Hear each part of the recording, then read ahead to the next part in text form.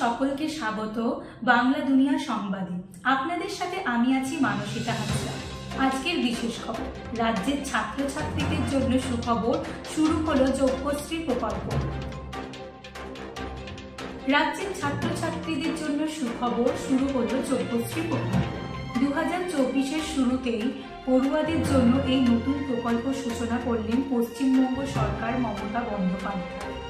এই প্রকল্পের নাম দেওয়া হয়েছে যোগ্যশ্রী প্রকল্প।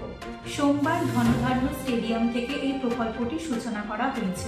যোগ্যশ্রী প্রকল্পটি আসলে একটি প্রশিক্ষণ ব্যবস্থা। ছোটবেলা থেকেই, যৌবন অবস্থা থেকেই, ছাত্র যৌবন থেকেই ছেলেমেয়েরা সরকারি কাজের সাথে প্রশিক্ষণ নিতে পারবে এবং প্রশিক্ষণে তারা যদি সাকসেসফুল হয়, তারা প্রত্যেকের সার্টিফিকেট পাবে। তাদের যোগ্যতার মাপকাঠিতে বিচার করে তাদের চাকরিটা রিনিউ করাও যেতে পারে।